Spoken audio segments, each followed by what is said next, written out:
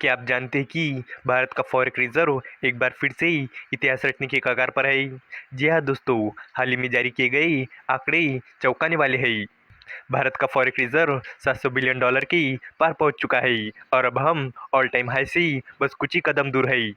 क्या हम नया रिकॉर्ड बना पाएंगे? और क्या ये भारत की आर्थिक मजबूती का नया संकेत है? और वही दूसरी ओर पाकिस्तान के आंकड़े क्या कहते हैं? तो चलिए इस अपडेट को डिटेल में जानते हैं। लेकिन आगे बढ़ने से पहले एक रिक्वेस्ट है कि जो भी लोग इस चैनल पर नए हैं वो हमारे चैनल को सब्सक्राइब ज़रूर करें। इस काम के लिए कोई पैसे नहीं लगते हैं, बल्कि इससे हमें मोटिवेशन मिलता है।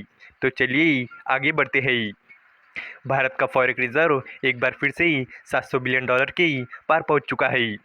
दरअसल 27 जून 2025 को समाप्त सप्ताह के दौरान अपने फॉरेक्स रिजर्व में इतनी बढ़ोतरी हुई है कि अपना फॉरेक्स रिजर्व 700 बिलियन डॉलर के पार पहुंच चुका है। इससे एक सप्ताह पहले इसमें लगभग 1 बिलियन डॉलर की कमी हुई थी। अब हम ऑल टाइम हाई से महज 2.1 बिलियन डॉलर पीछे है। अगर इसी रफ्तार से अपना फॉरेक्स रिजर्व बढ़ता रहा तो अगले सप्ताह हम नए रिकॉर्ड हाई पर होंगे।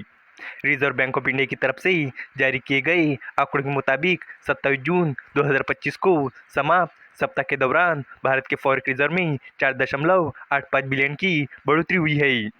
अब भारत का फॉरेक्स रिजर्व बढ़कर 702.78 बिलियन डॉलर हो गया है। इससे एक सप्ताह पहले यानी 20 जून को समाप्त सप्ताह के दौरान अपने फॉरेक्स रिजर्व में लगभग 1 बिलियन डॉलर की कमी हुई थी।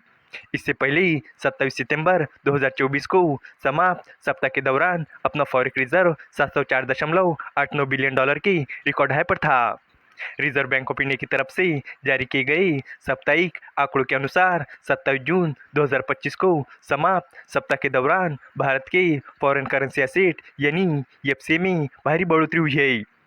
27 जून 2025 को समाप्त सप्ताह के दौरान अपनी एफसीए में 5.75 बिलियन डॉलर की बढ़ोतरी हुई है।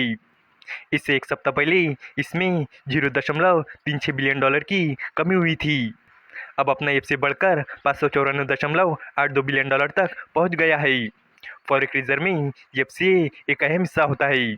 एफसीए डॉलर में गिना जाता है, लेकिन इनमें केवल डॉलर ही नहीं बल्कि यूरो, पाउंड और येन जैसी और भी फॉरेन करेंसी शामिल होती है।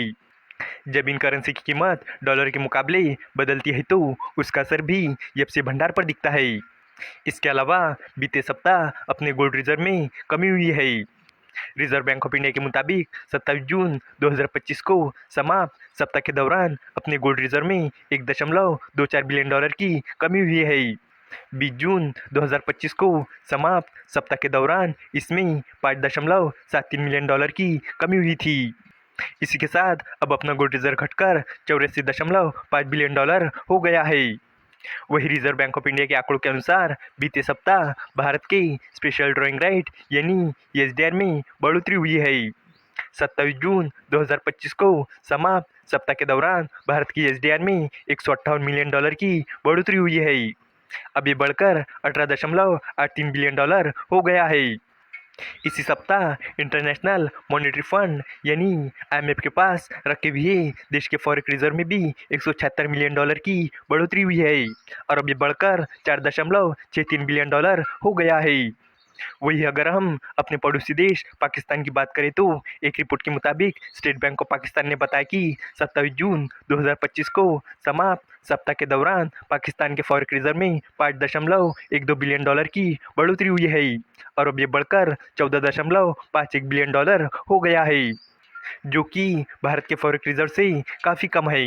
और आप यहाँ से अंदाज़ा लगा सकते हो कि पाकिस्तान की कैसी हालत है।